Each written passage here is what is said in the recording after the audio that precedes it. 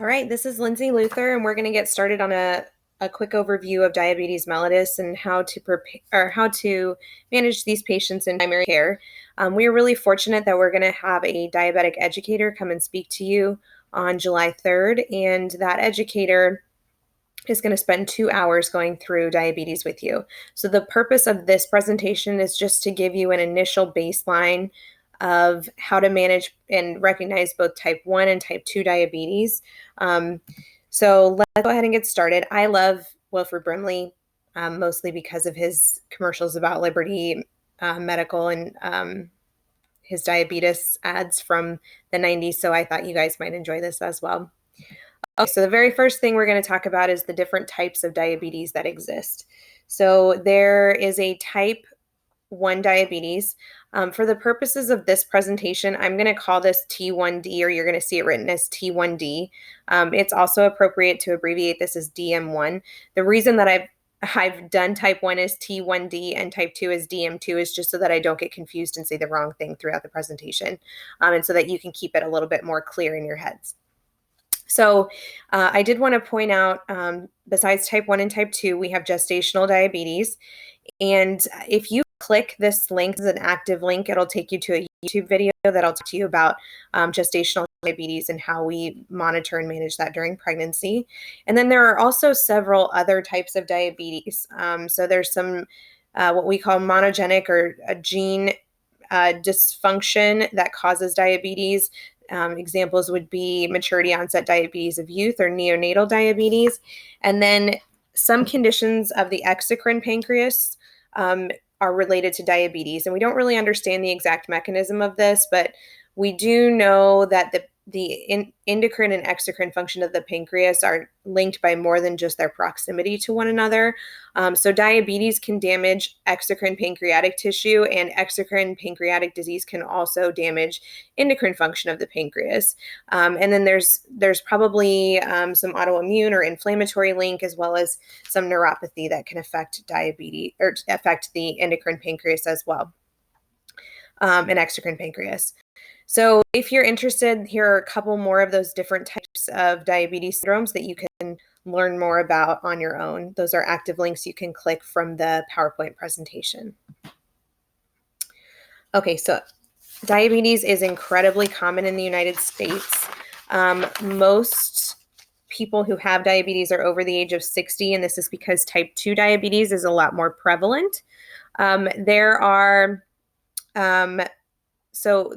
Just something about these percentages. So what this is saying is that at any given time in the United States, 23.6% of people over the age of 60s have diabetes, and 8.4% will have diabetes if they're under 59. As you can see, African Americans and Hispanics are at higher risk for diabetes. The population that are insured and not insured are almost equal to one another. And I want to just draw your attention to these numbers down at the bottom about how much it costs to directly treat and indirectly treat diabetes-related complications.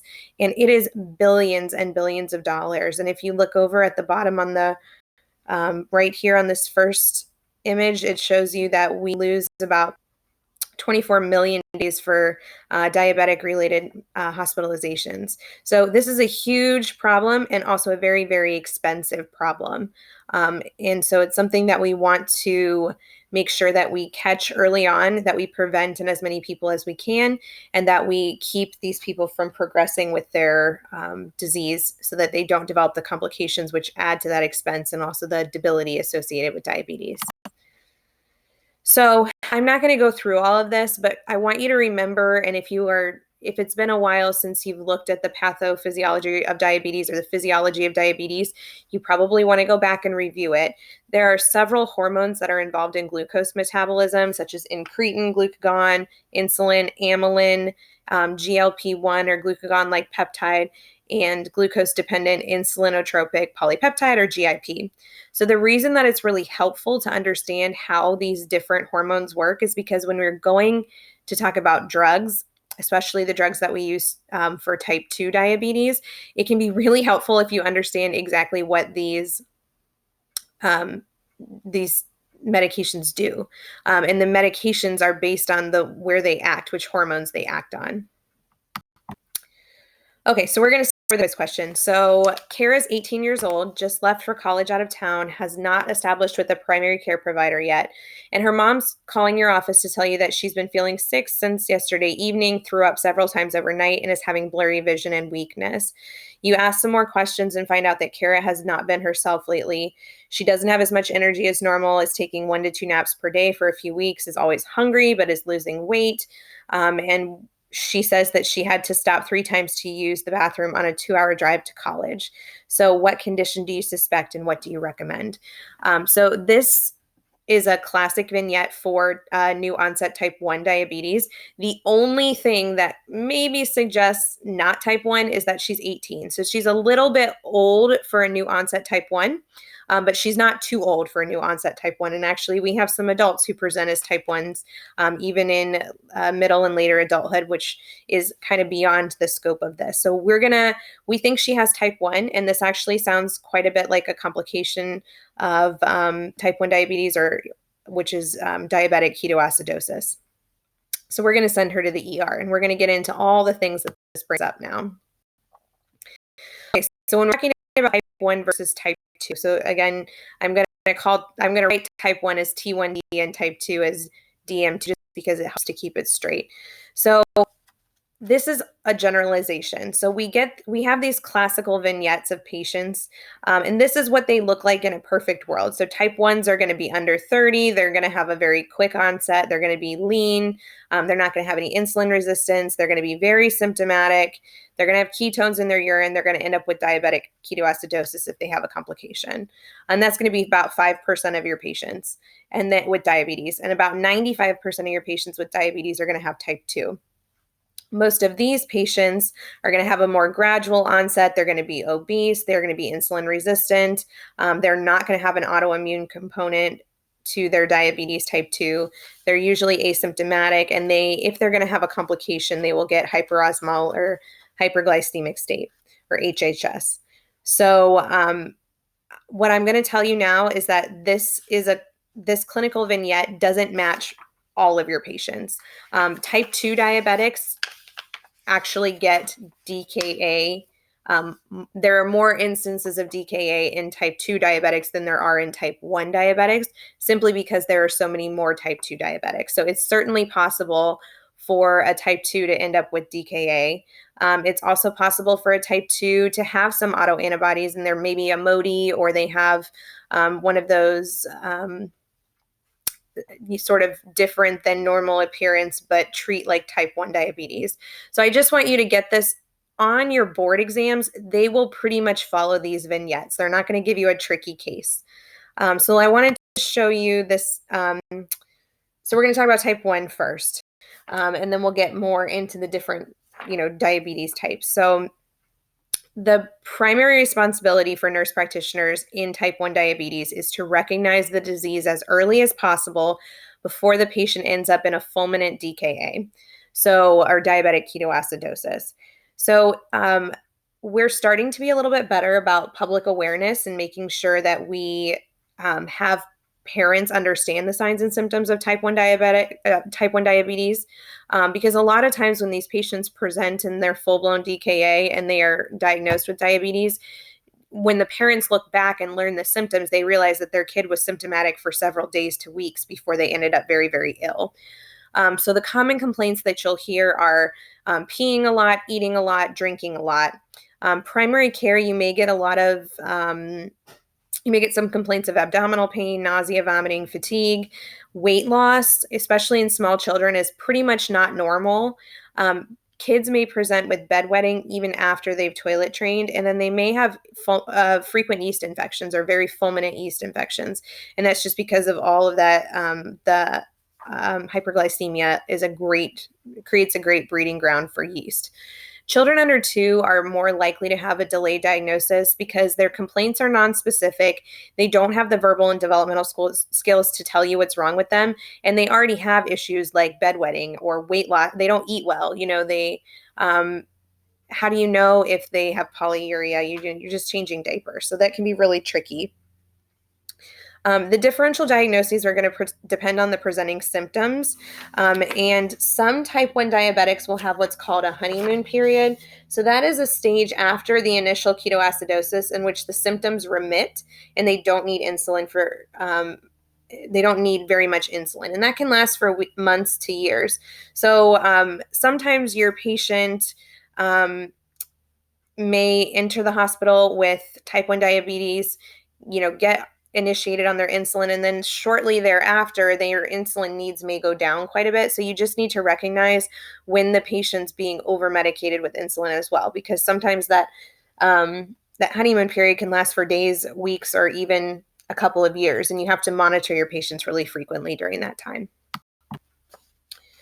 So type 1 diabetes is not as common as type 2. Incidence of new cases is about 18,000 per year. We do know that the prevalence or the number of people who have type 1 in the United States is increasing, but we don't really know why. There is some people think the hygienic hypothesis, which is that allergic and autoimmune conditions are increasing because infectious disease is decreasing. So we're getting more of these allergic and autoimmune conditions as a result of not as many infections. About 1 in 20 people who have type 1 diabetes will also have a family member who has type 1 diabetes. And as I told you before, about a third of these patients are going to be in full-blown ketoacidosis when they're diagnosed. This is especially true of younger children, so the ones that are a little bit more vague on presentation or can't tell you when something's wrong, patients who don't have insurance, and ethnic minorities.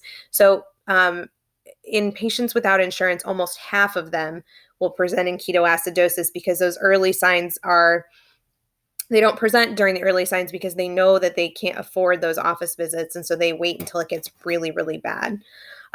So I did tell you that there are over 40, so diabetes type 1 is not simple. There are over 40 different genes that are associated with it. Most patients have a gene mutation on the histocompatibility complex of chromosome 6.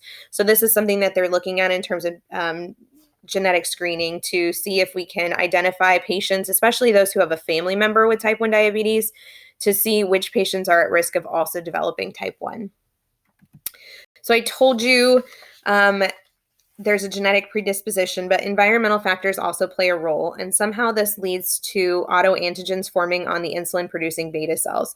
And then these circulate in the bloodstream and eventually are processed and then presented by the antigen-presenting cells, which activates the T helper lymphocytes, which eventually activates macrophages, cytotoxic T cells, and B lymphocytes. And this basically results in destruction of the beta cells within the pancreas, and that ultimately leads to impaired insulin secretion. So the net result is an autoimmune destruction of the pancreatic beta cells in the islet of Langerhans. If you need a bigger review of the pathophysiology, there is another link on this slide that you can press to see a video of that. So when we're diagnosing patients with type 1 diabetes, your diagnostic tests for both type 1 and type 2 are going to be the same. However, in type 1, you're going to go a step further and also make sure that you're looking for pancreatic antibodies. So you're going to confirm your diabetes. You can use a hemoglobin A1C or a plasma glucose. You can also use the 2-hour glucose tolerance test. To determine whether you're looking at a type 1 or type 2, you're going to think about the whole history and physical. So considering body habitus, age, family history. About 80% of children with type 2 diabetes are going to be overweight or obese. But because overweight and obesity is really common in children just in general, about 35 to 50% of your type 1s will also be obese. So it's not impossible for your child with type 1 to be obese, and it's also not impossible for children to get type 2. The way that you can distinguish between type 1 and type 2 is with an autoantibody panel. So there's a few different tests that this looks at. There's antibodies to your islet cells, insulin. There's also 3 other tests, the glutamic acid deoxycarbolase, which is an enzyme that breaks down glutamic acid, protein tyrosine phosphatase, which is another enzyme that's high in type 1, and then zinc transporter 8 is another test that you can do. So the American Diabetes Association will define type 1 diabetes as at least one autoantibody, that's type 1A, or they may have all of the signs and symptoms of type 1 diabetes with destruction of the pancreas and impaired insulin production, but they may be a type 1B or idiopathic, so they don't have the autoantibodies, and that's about 2 to 5% of the children. Autoantibodies can also be present in the absence of conversion to clinical diabetes. So you don't test for autoantibodies unless the patient is diabetic, because you may get autoantibodies, but that doesn't mean that the patient's going to progress to type 1 diabetes. It's not significant if the patient's not already diabetic. So if you are suspicious that you have a type 1 diabetic patient, you're going to confirm diabetes. If you think it's type 1, first you're going to make sure they're not in DKA, and then you really need to get these patients to endocrinology as soon as possible so that you can make sure that they get the appropriate additional testing that they need. So it definitely gets complicated. So this is a flow chart that explains many of the different types of diabetes and how we get to different types of diabetes. This is not necessarily something that you wouldn't use in primary care, but you can see here on the right that there's several insulin resistance syndromes. There's some other diabetes issues like maturity onset diabetes of youth. And then there's some other specific disorders that can result in pancreatic insufficiency and associated endocrine impairment of the pancreas. So it's not as clear cut as just type 1 or type 2. And you need to be aware of that, because if your patient doesn't fit the mold, or if you're not sure how to test them to make sure that they are, into the right category and being treated appropriately, then you need to get endocrinology on board sooner rather than later. So the management of type 1 diabetes there are some options here. So we used to send all of these patients directly to the hospitals because we wanted these patients to get an intensive inpatient exposure to all of the specialists that they're going to need in order to be fully trained to take care of themselves at home. You're going to need a multidisciplinary team of specialists, and especially in children who are being newly diagnosed with type 1, you want to make sure that you have childhood specialists involved. So nutrition, endocrinology, diabetic educators, mental health providers, peer and school support groups, because it's not just going to be a physical issue, but also a social issue that may limit their participation in certain things. And there's often a lot of body image issues in this age group. So we want to make sure that we have appropriate specialists on board. There is not actually any evidence to suggest that inpatient management is more superior or appropriate than outpatient management. If you're going to do intensive outpatient management, you have to know of an organization in the area that does this. So in Columbus, we do have one. It's called COPEDS, Central Ohio Pediatric Endocrinology and Diabetes, I think is the name. But they do an intensive outpatient program that you can get your patients into, or you can send them down to Children's and they can be admitted and gotten started on a regimen. The ADA does suggest that we refer relatives of type 1 diabetics to prevention trials so that they can have autoantibody testing, get some diabetes education, and also some DKA prevention training. But other than that, we really don't screen for type 1 diabetes.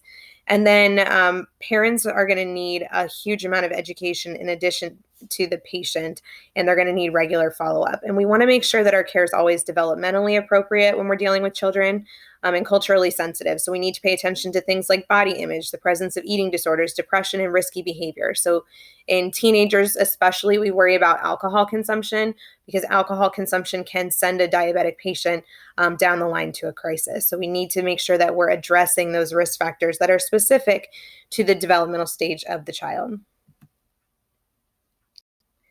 Okay, so unlike for adult patients, we actually keep our A1C goal a little bit higher for children. Our A1C goal is we want our kids to be under 7.5%. The reason that we pick this number is because we want to balance the risk of long-term complications with the psychosocial needs of the patients and the risk of hypoglycemia. So we don't want them developing long-term complications, but we don't want their lifestyle to be so rigid that they can't meet their psychosocial needs. And we also don't want them to be low and end up with hypoglycemia. So we set that goal at 7.5 or less. We also need to be really careful about cardiovascular risk management. So we do a routine blood pressure visit at blood pressure check at every visit. We will start doing their fasted lipids starting at the age of 10, and then every 3 to 5 years if it's normal, and certainly more frequently if it's abnormal. And we'll treat them for dyslipidemia as children if we need to. We want to check an annual albuminuria starting at the age of 5, or starting 5 years after their diagnosis. So if their diagnosis at 12, we're going to start checking them at 17. They need to have an annual dilated eye exam every year starting at age 10, or once they go through puberty, or 3 to 5 years after diagnosis. So whichever of these happens first. And then their annual comprehensive foot exam should start at the age 10 or 5 years after diagnosis. So it is possible that we can diagnose kids at like 2 years old, 3 years old, 4 years old, and certainly we're not going to wait until they're 10 to start doing these exams. We're going to wait between 3 and 5 years after diagnosis because that's when these secondary complications start to show up in type 1. We also need to consider screening these kids for additional autoimmune conditions. Endocrinology should mostly handle this. So these, in kids especially, they need an endocrinologist. Anyone with type 1 diabetes needs an endocrinologist. And they're going to screen for Hashimoto's thyroiditis and celiac disease.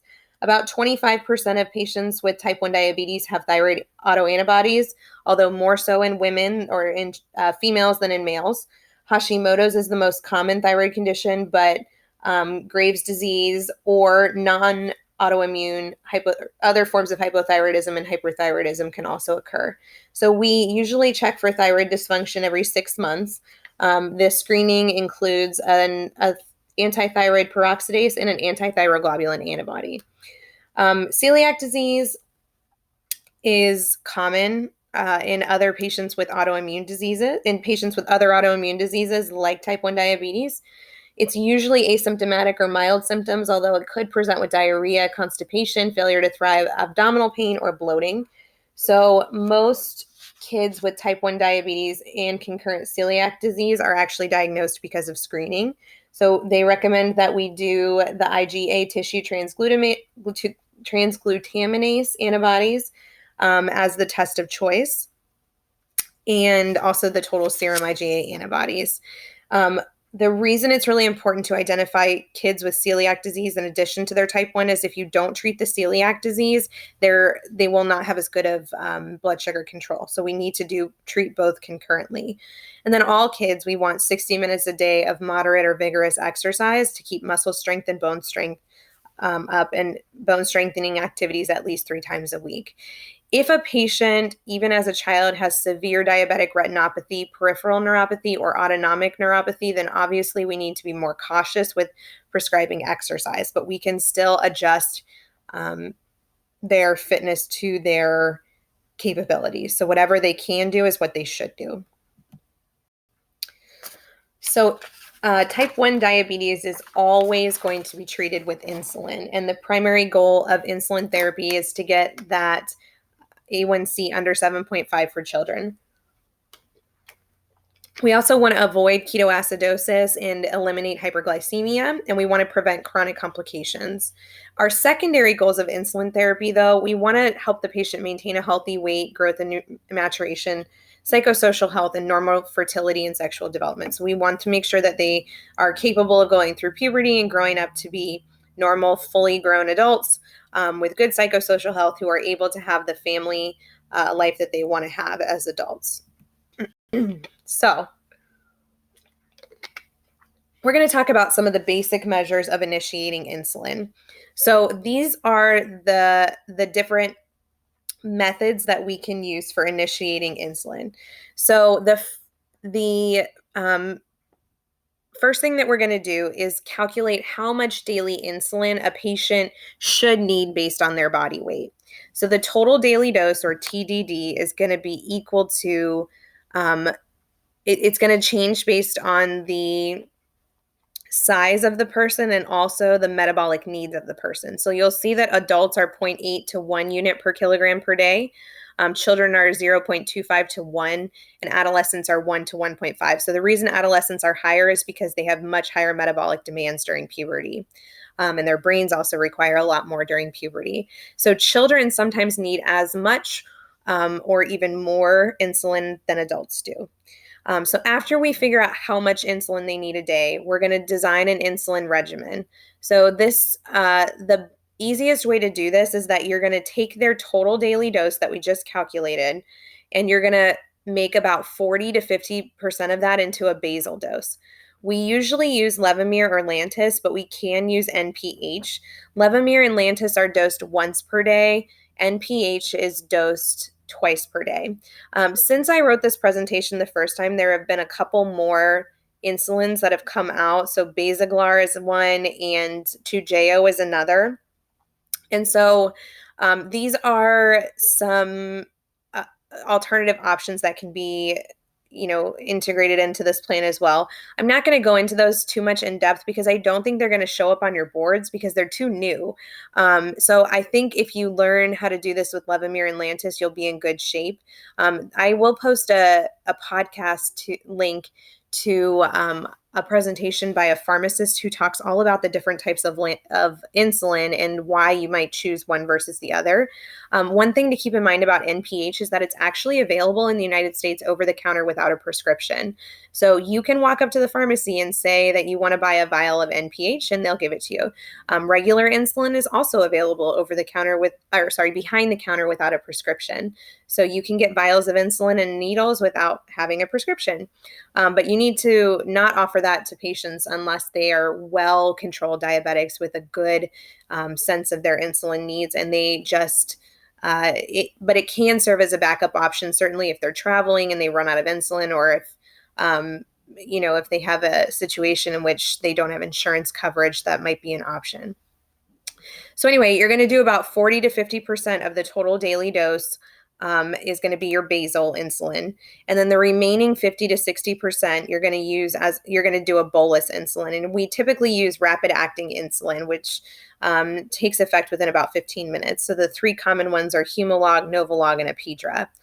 The correction factor is a way of adjusting the blood sugar after eating based on the blood sugar. So there's two different types of sliding scales. One is a carb count and the other one is a correction bolus. So the correction bolus uses the blood sugar in order to correct insulin. So I think this is a little bit easier for patients than the carb counts because carb counts require pretty stringent understanding of nutrition and the different macronutrients, which is hard for patients. And a lot of the things that we eat on a daily basis come, like, for example, from a fast food restaurant. Unless you're going to go and ask for a nutrition catalog, you're not going to know how many carbs are in something that you eat in this pack of French fries or whatever. So I think the correction factor is a little bit easier. You're going to take, after they eat, you're going to have them take their blood sugar. You're going to, if ever their blood sugar is over 150, you're going to subtract 100 from that and then divide by 50. So if their blood sugar is 151, you're going to subtract 100 and you get 51, and you're going to give 1 unit of insulin per 50 over 100. So for example, if the blood sugar is 224, they would get about 2 units because 224 minus 100 and then divided by 50 is 2.5, and we're going to round down.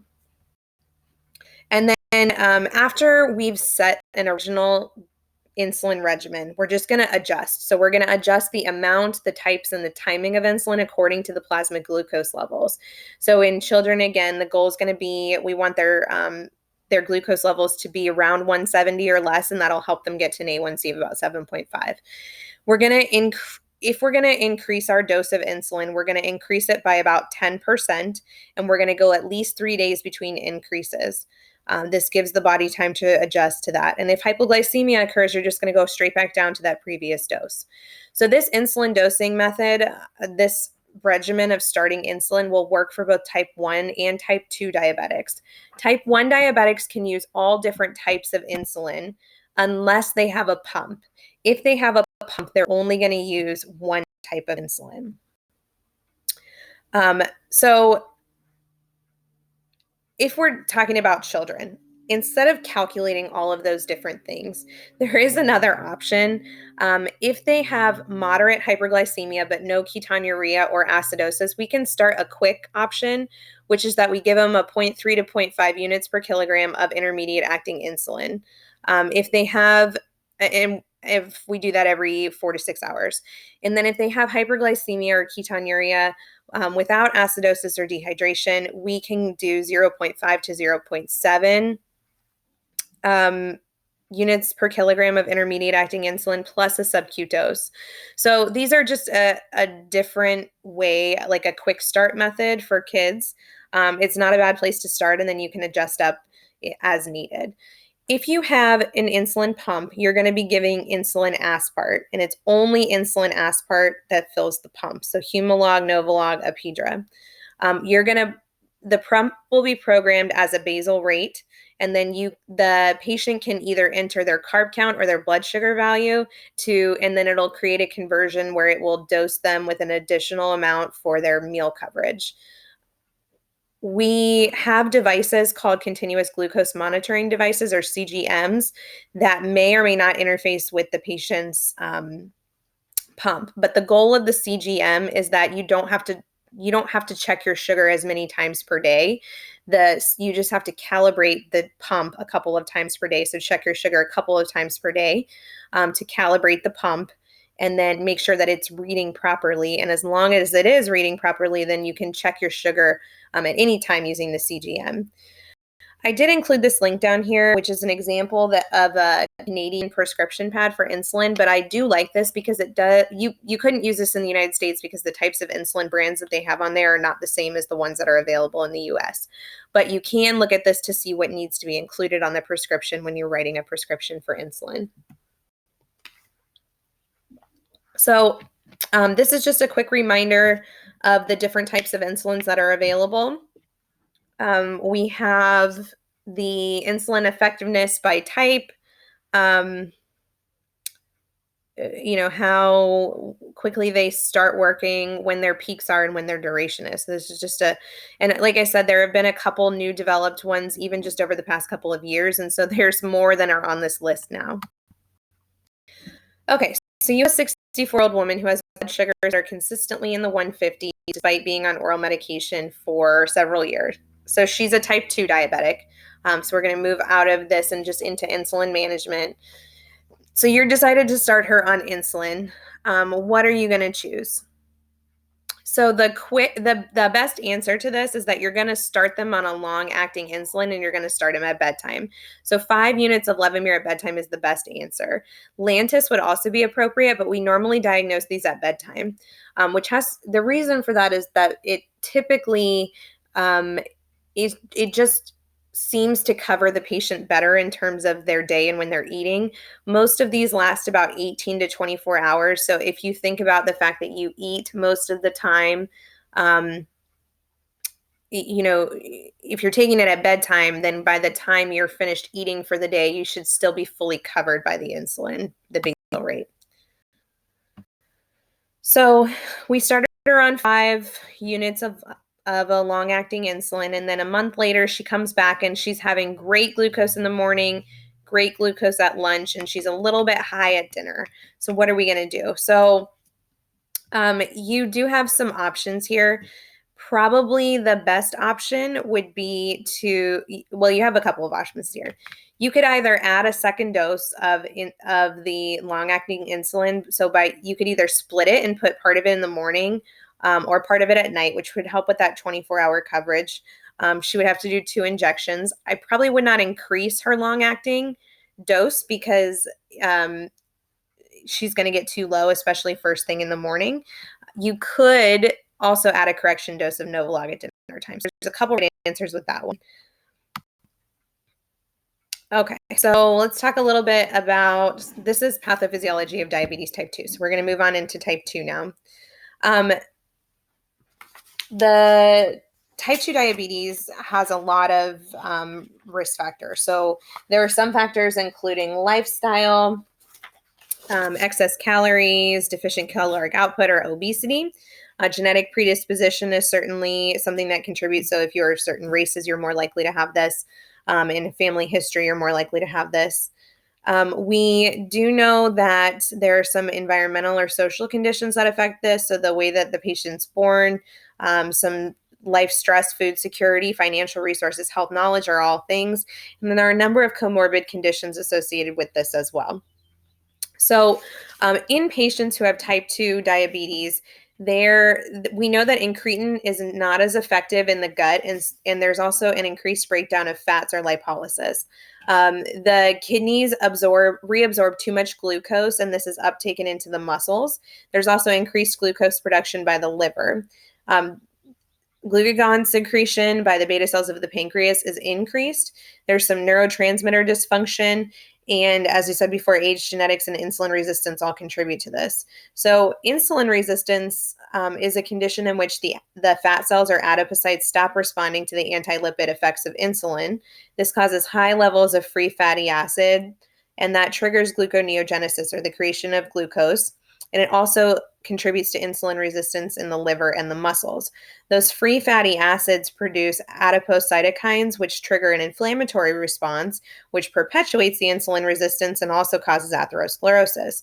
The fat cells become inflamed, and then they get bigger and they can't store fat anymore. So the fat gets stored in muscle, liver, and beta cells, and also the vascular arterial cells. Well, eventually the beta cells get overstimulated and they wear out, and we're not really sure why that happens, but additional glucose gets stored in the triglycerides and fat cells and is deposited on the organs. There's also an excess of amylin production, which is secreted alongside the insulin and deposited into the beta cells, which increases the failure of the beta cells. We know that there will be deficient GLP-1 and GIP, and that deficiency corresponds to the level of insulin resistance. And then there's some increased sensitivity to glucagon, which is secreted by the alpha cells of the pancreas. So it's a lot of different mechanisms, a lot of different ways that this all works together to create a poor situation for glucose metabolism in diabetes. Different patients are going to have different levels of insulin resistance and insulin insufficiency. But insulin resistance and not producing enough insulin are both key factors in the pathophysiology of diabetes. When there's chronic hyperglycemia, this makes the beta cells less functional and contributes to further insulin deficiency. And this actually develops really early in the course of diabetes, that pancreatic beta cell dysfunction, but not as quickly as the insulin resistance. So again, we talked about how the insulin resistance comes from those high levels of free fatty acids and the pro-inflammatory cytokines in the plasma, which leads to impaired glucose transport to the muscles and increased glucose production, as well as the increased breakdown of fat for energy. So the first thing that we notice in type 2 diabetes is that postprandial glucose levels rise, which is why if you're checking a postprandial, or the 2-hour glucose tolerance test, this test is going to be positive before the other tests that can be used to diagnose diabetes. We may see some of the other components of metabolic syndrome in these patients, such as dyslipidemia, hypertension, and obesity. Most patients have some genetic risk factors for type 2 diabetes. There are a lot of genes that are implicated in dysfunctional beta cell responsiveness, in insulin release, and the metabolism of fat and fatty acids, and the high fat rate. Okay. So we are going to talk about another patient now. I've kind of interspersed these in because I think that it really helps. Oh, I didn't miss one. I'm sorry. Okay, so first, presentation of type 2 diabetes. You may see high thirst, hunger, excessive urination, fatigue, blurry vision, paresthesia, slow healing, impotence, infection, particularly with candida or yeast, and unexplained weight loss is also something that you may see. I think this is all pretty familiar to you. We see a lot of type 2 diabetics, so I'm sure you've worked with some in your courses so far. Okay, back to our quiz. Okay, so we have a patient, Marcia. She's 45 and she's concerned that she has a urinary tract infection. She's peeing a lot, but she doesn't notice any burning or abnormal appearing urine, and everything else looks stable. You do a UA and see glucose in her urine. You decide to check a blood sugar with point of care testing and find a glucose level of 347. Which of the following would not be something you pursue today? So First of all, we can pretty well diagnose her with diabetes today. We don't need to do two different tests if she has overt hyperglycemia. So she has signs and symptoms of hyperglycemia, she has glucosuria, and her blood sugar is 347. We could also start this patient on insulin today. That would not be inappropriate given how high her blood sugar is. We are going to order a laboratory hemoglobin A1C level.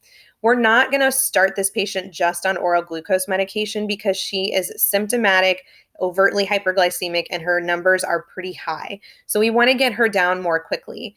Now, we are going to probably start this patient on insulin today, but that doesn't mean we're going to keep her on insulin forever. It just means that we're going to get her started and stabilized and then go from there. So who should we test for type 2? So anytime a patient presents with a new onset of symptoms like Marcia, our previous patient, that are consistent with diabetes. So anything that polydipsia, polyuria, the frequent yeast infections, et cetera, we're going to test those patients for type 2 diabetes or for diabetes.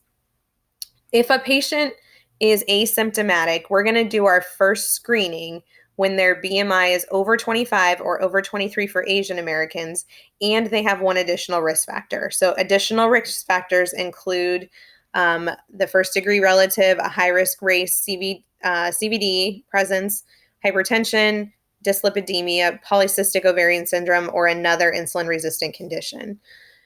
If the patient doesn't have any of those, doesn't meet the criteria for their first screening based on that, we're going to screen them at the age of 45. So it's either the 25 plus a risk factor BMI or age 45.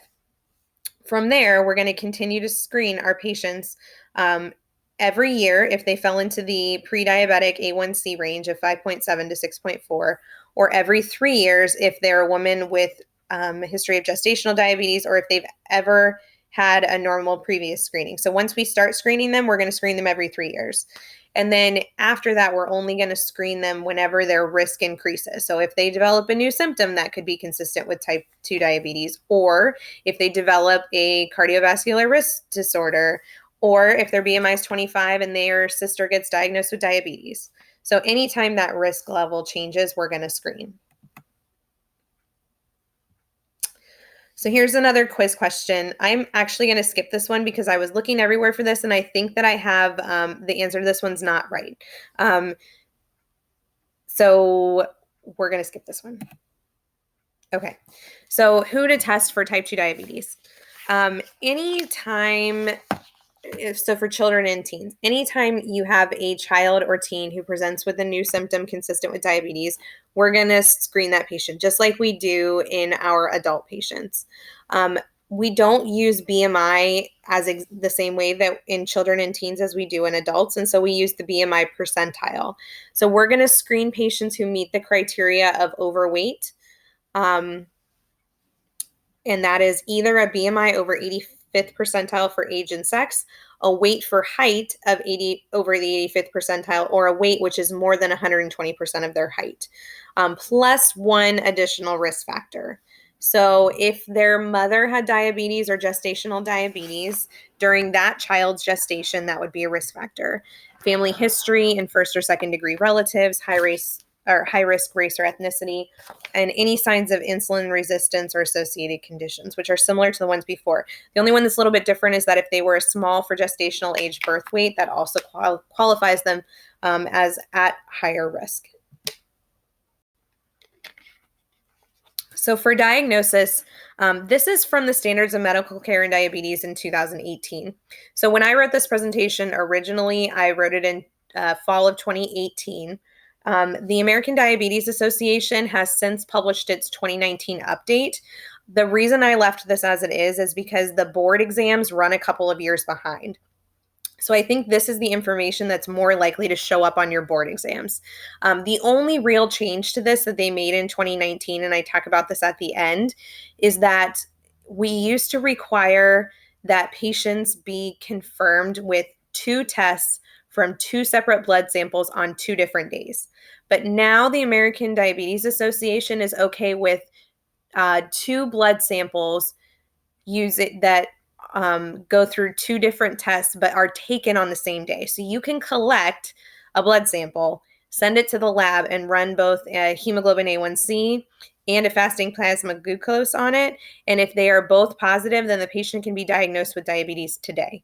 So the upside of that is that we don't delay care by making them come back, because those patients are often lost to follow-up, and then we don't get them back in for that second test, and then they don't get the diagnosis. So you can choose any of these tests. They're all appropriate.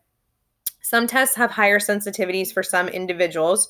Remember, as I said before, that postprandial glucose tends to have the lowest threshold for diagnosis.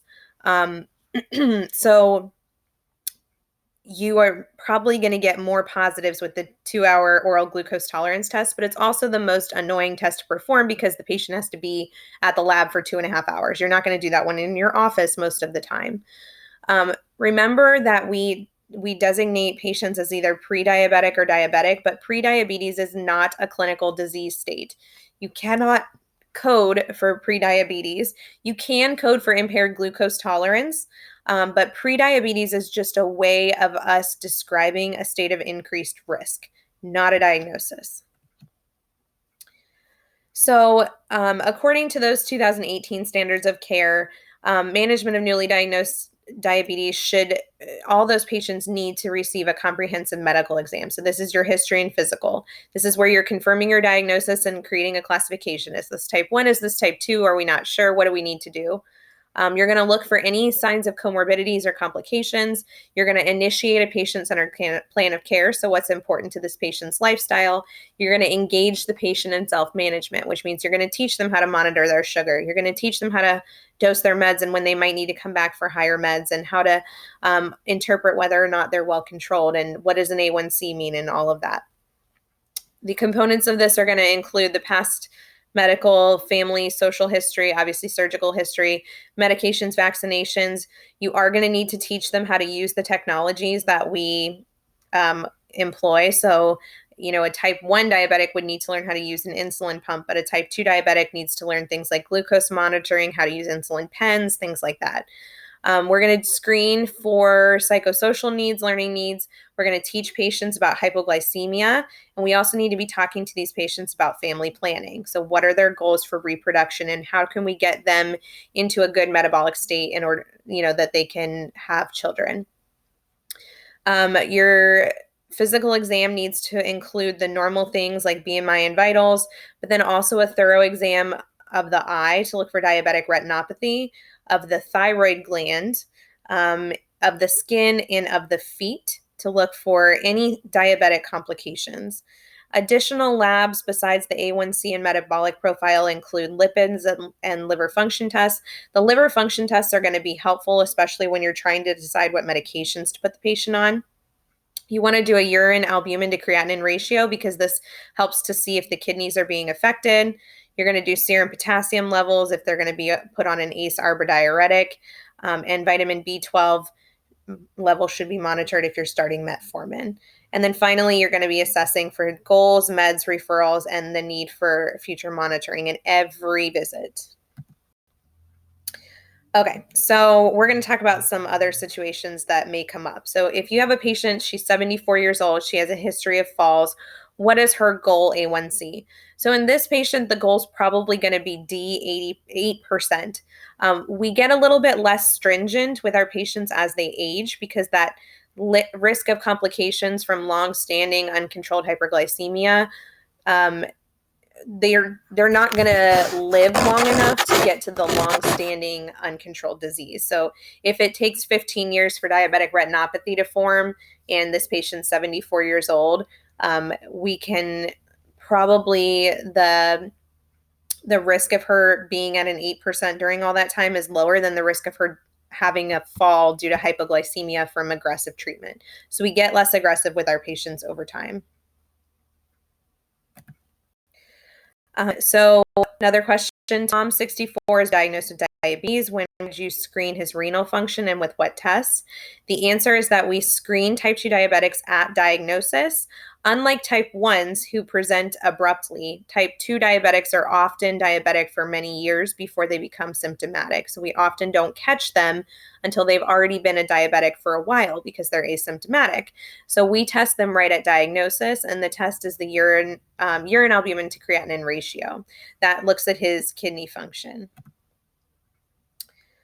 So let's say his UACR is 130. Does he have diabetic renal disease? So the answer to this question is maybe. So most of the time on your boards, unless the patient has an overtly huge issue, we are not going to assume that it's a crisis.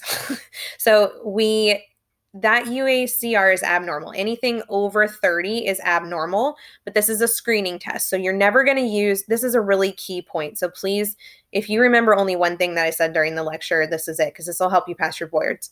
We never use a screening test to make a diagnosis.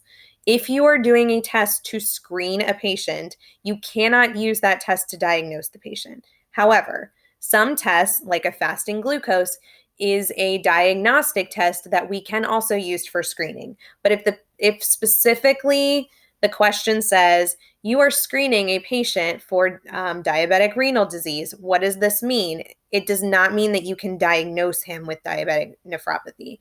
So we need to look for other reasons that this patient's kidneys may not be working very well right now.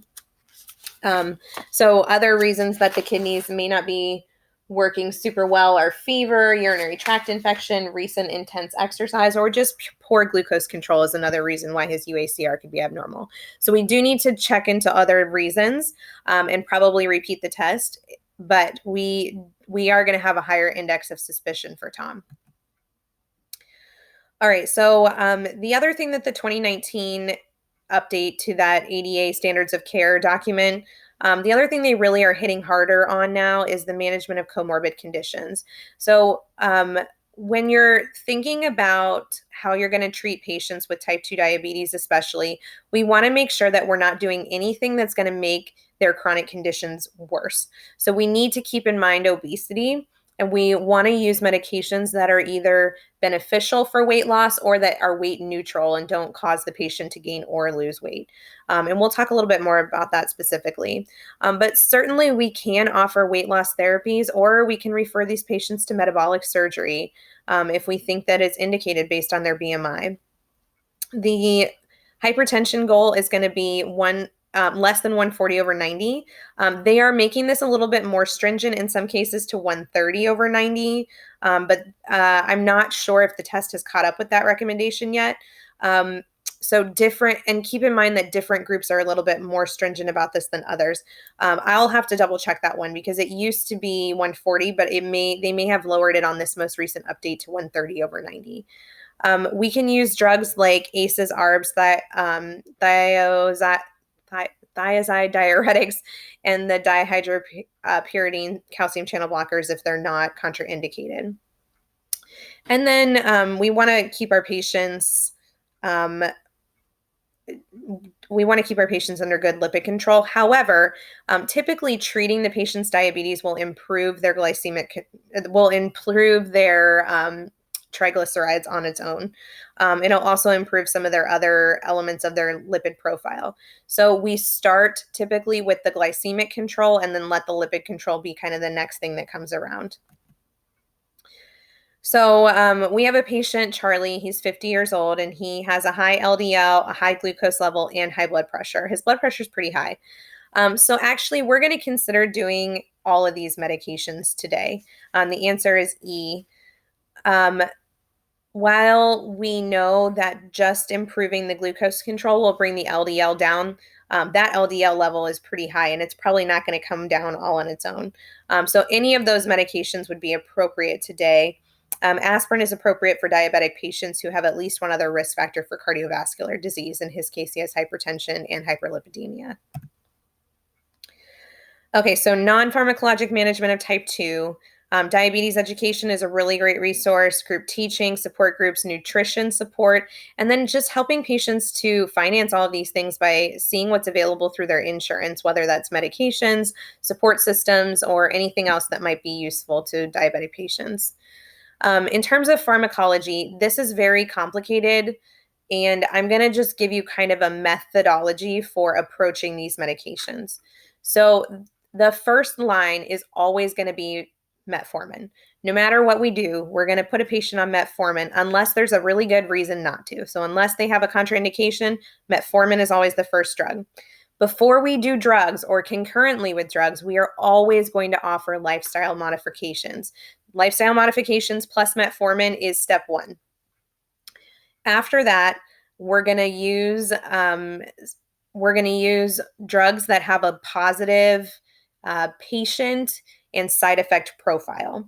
So typically our second line drugs are going to be sulfonylureas, I have trouble with this one, thiazolidinediones, the GLP-1 receptor agonists, and the DDP4 inhibitors. The GLP-1 receptor agonists, these are your Victozas, are actually becoming probably the true second drug that we use, more so because they have a positive benefit for cardiovascular risk factors and can help a patient with weight loss. Some of the DDP4s are also able to do that, but they tend to be a lot more expensive. The next round of medications is going to be things like insulin, meglitinides, so on and so forth, bile acids, sequestrants, and things like that. All of your drugs you're going to choose based on their cost, their convenience, and their side effect profile. So you want the drug you choose to be affordable, convenient, to match the needs of your patient. So if your patient's obese, you don't want a medication that's going to make them gain weight. If your patient falls, you don't want a drug that's going to cause hypoglycemia. Do you see what I'm saying? So you want the side effect profiles to be appropriate for your patient. I did include a link to another website here that talks about the different mechanisms of actions for each of these. If you do like pathophysiology and it helps you to link your patho and your pharm, this talks through the ways that each of these drugs work. I think that's pretty helpful. Now I wanted to show you this chart. So I would suggest especially that you hang this chart up in your office or print it out and put it in your pocket. So these are some of the medications that we see being used the most. It tells you about efficacy. It tells you by class. So it'll tell you the efficacy of the drug, whether or not it causes hypoglycemia, its impact on weight. You especially want ones that say either neutral or loss. We don't want our patients gaining weight because of our medication unless we have to, which is why we're typically using these SGLT2s and GLP-1s and DDP4s. These are the side effect profiles and the contraindications. It'll tell you whether it's an oral agent. It'll tell you whether it's an oral agent or a sub-Q agent or both. And then it'll give you the additional considerations. So make sure that you know the different black box warning for different drugs. If a patient has has a medullary thyroid tumor, you can't use the GLP-1s. If a patient has a history of heart failure, you can't use the thiazolididones. So you need to know those because those will show up on your boards. It's one of the ways that they will test you about your knowledge of these drugs on boards. This is another chart that sort of is kind of similar to this. It does show you the risk of ketoacidosis as well and the effects on bones, which I think is nice. It can also tell you a little bit about GI symptoms. So these, again, you're going to weigh these profiles in terms of risk benefit and how they match the needs of your individual patients. Okay, so which of these following statements about diabetes medication is true? Metformin is actually a great choice for the overweight patient because it's not going to make their weight worse and may make it a little bit better, and it's also a really good first starter drug for diabetes. The GLP-1 receptor agonists do not need to be avoided in kidney disease, but pioglitazone or Actos should be avoided in patients with congestive heart failure. So the correct answer to this is C. Sulfonylureas are not a good choice for patients who have known hypoglycemia because it induces hypoglycemia. So the answer to this is C. So lastly, and we don't go through this too much in here, but this is something that will show up especially on your APEA test. You need to know the complications of diabetes. And I have listed some of them out here. About 40% of your diabetic patients are going to get kidney disease. They're going to develop proteinuria and have high urinary albumin to creatinine ratios. If you notice that your patient's screenings are getting worse, or if their GFR is getting worse, then you need to send them to nephrology. Patients with peripheral neuropathy are at risk for several complications, including claudication, ulceration, infection, chronic pain, and Charcot-Foot. And so these patients need to be monitored with with the sensation testing at visits. You need to be doing a foot exam on every diabetic patient that you see. And then the eye findings are the patient with diabetes needs to have dilated eye exams performed by an eye specialist, but you need to be particularly aware of the symptoms of diabetic eye disease. And so you can look for some of these on your exam.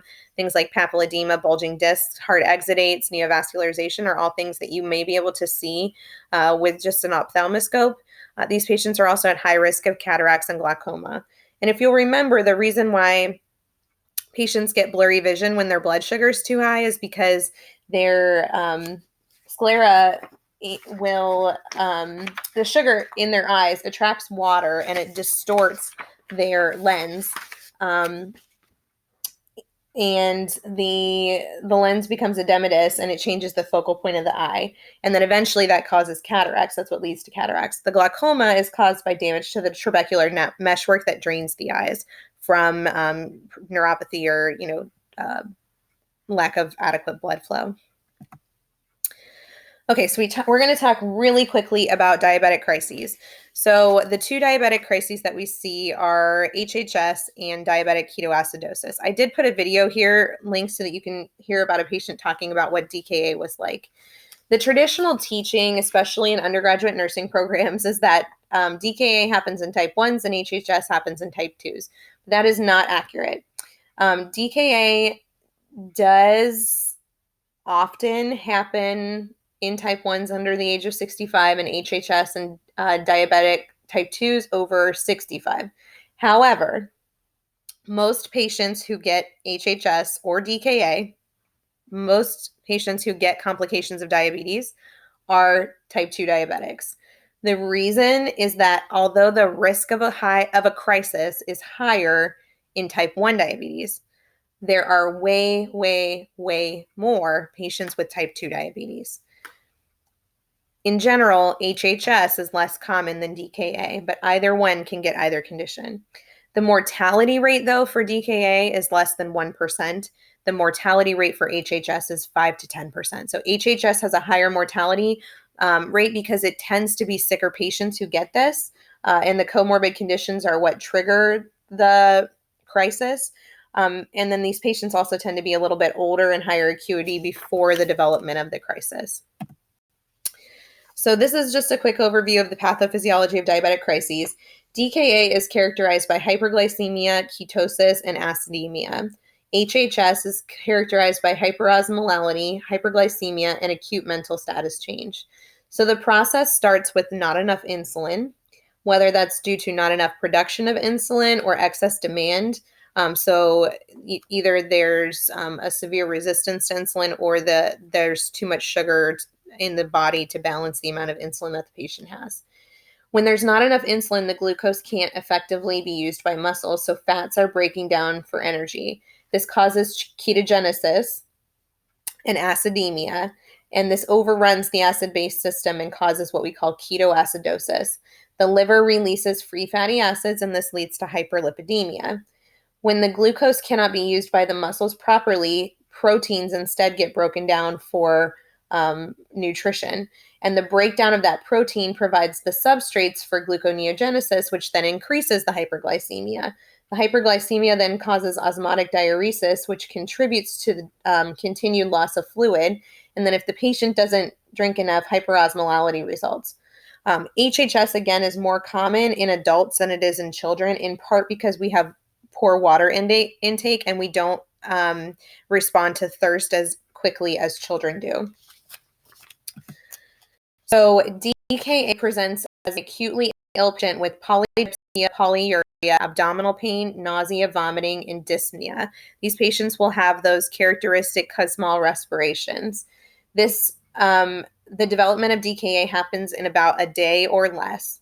HHS presents with polyuria with or without polydipsia, confusion, and lethargy. The development occurs over more than one day, so it takes more than a day for this to happen. The glucose levels are typically lower in DKA for several reasons. Because it happens more acutely, the patient tends to present faster, so it doesn't deteriorate quite as far. DKA also, it tends to happen in younger patients who have a better GFR, and they can get rid of the glucose a little bit faster. Both conditions, DKA and HHS, require admission to the hospital, usually the intensive care unit, and these patients will need IV fluids. Their electrolyte abnormalities will need to be monitored and treated, and then they're going to need whatever the precipitating cause to be corrected. So your role as the primary care provider is to recognize that these patients are acutely ill in an acute crisis and need emergency treatment as soon as possible. And you may get this over the phone. And you may also get this from a patient who has not been previously diagnosed with type 1, who's presenting now for the first time in fulminant DKA. Patients are at especially high risk for diabetic crises when they are ill, and so we need to teach our patients how to handle their sick days. They should measure their glucose very frequently, and they need to continue taking their basal and correctional insulin even when they're not eating. So patients think that they shouldn't use insulin when they're not eating, but their needs will actually go up because they're ill. They need to be measuring their ketones, and they need to prevent dehydration by drinking lots of fluid. They also need to know when to get help. I have posted on here a sample plan that you can link to, which tells you you can help your patient fill this out to have some specific written instructions for what to do when they're sick, kind of like an asthma action plan, but for sick day management and diabetes. Couple clinical pearls. Some patients will notice that they have a very high blood glucose in the morning, but this is called the Samoji effect, but it actually happens because their blood sugar tends to dip down way too low at night. There are some endocrinologists who don't agree that this actually exists. So this is kind of something that's up for debate. There's also called the dawn phenomenon. So it's normal physiologic response for your blood sugar to be higher in the morning because of the way that catecholamines are released by your adrenal glands at night. But we think that some diabetics are particularly sensitive to this and thus will spike higher than the average person would first thing in the morning. Finally, we have to be pretty careful with our diabetic patients. If the patient is a well-controlled diabetic who's having surgery, we will typically reduce their basal insulin rate by about 25 to 33%. So I usually take them down to maybe 25 to 50, depending on how well controlled they are. I'll take them down on the night before surgery. Their basal dose, I'll cut it to either 1/2, 1/3, or 2/3, or 75% of what their normal is. If their sugars tend to be really high in the morning, then I may leave them at their normal basal rate, but I will sometimes also cut down on any short-acting insulin that they have late in the evening, because we just kind of want them to be in that very stable range when they're not eating of probably 100 to 150 for surgery. If you have a patient who comes in and their blood sugar is 80 when they get there, that's great. We just have to monitor them a little bit more closely because sometimes they can get a little bit low after several hours of not eating. But we also tend to give them a little bit of fluid, which then dilutes their sugar and drops their sugar a little bit more. So we do have to kind of watch it. Ideal blood sugar for going into the OR is about 125 to 150. Anything over 250 to 300 is probably not good. And for our patients who are having an elective surgery, we really want their A1C under 8, unless we have a good reason to have it higher. So in those fragile diabetics, it may not be bad to have them at an 8%, 8.5%, as opposed to very tightly controlled and at risk for hypoglycemia. So I think this is our last quiz question, and then we'll be all finished. A patient with diabetes type 2 is having surgery in the morning tomorrow. Is going to be NPO after midnight. Normal fasting glucose in the morning is 190. She gets symptomatic if her blood sugar is below 85.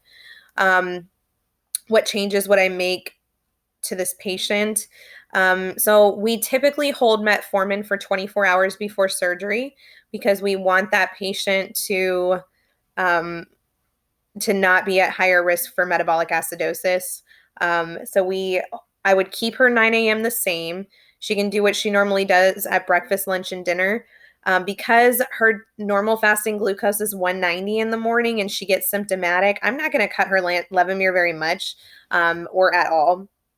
If her normal sugar is 190 in the morning, she can probably go about her normal routine and still be at an acceptable level in the morning. So I might take her Levemir down to 40 units. Not going to take it down a whole lot. Maybe you could even leave it at 46. But she is going to skip that bedtime metformin. And then if she wakes up for surgery day and doesn't have to be at the hospital for several hours but starts to feel shaky, the best thing to advise her to do, it's going to depend a little bit on your anesthesia team, and if you know who they are, that's really helpful, but patients can absolutely take a glucose tab. We tell our patients to go ahead and take their glucose tabs and then come on in, because we would rather monitor them at the hospital than have them pass out at home and, miss their surgery and have a diabetic crisis, like a hypoglycemia situation. We also, our anesthesia group is okay with our patients having sugar-containing clear beverages up to 2 hours before surgery. So we will have these patients either we always say you can have a clear apple juice or you can have tea with sugar in it. And the reason we use those two is because our patients do not understand what clear means, or Sprite. They don't understand, like, a Coke is technically a clear liquid, even though you can't see through it, but if you put cream in your coffee, it's not, they just don't understand. So we give them very specific instructions. You can have Sprite, you can have apple juice, you can have water, you can have tea with sugar in it up to 2 hours before surgery. So that's what I would suggest to her, is either treat herself with a glucose tablet right away or have a cup of clear juice and then come on into the hospital. So especially since if she's coming in around 11, her surgery is probably around 1:30. She should be fine even if she drinks something at 10. So this is the end of, one last thing. So I told you about the updates. These are really the updates that they provided. And I did link here the new 2019 Standards of Medical Care in Diabetes for the primary care provider. So you can download that using that link. It's just sort of finesse kind of things, but we are kind of upping our obesity management and getting a little bit more aggressive with management of cardiovascular risk factors for pre-diabetics and type 2s. And we want to make sure that we're calculating their 10-year vascular and cardiac risk. And then again, you can do a diagnostic testing with 2 tests from the same blood sample. And then finally, we're getting rid of our recommendation to use non-nutritive sweeteners because they can contribute to weight gain, even though they may allow for reduction in blood sugar. So we are recommending our diabetic patients drink water. Okay, so if there's anything that you have questions about, please post them. And as always, we look forward to seeing you in class. Thanks so much.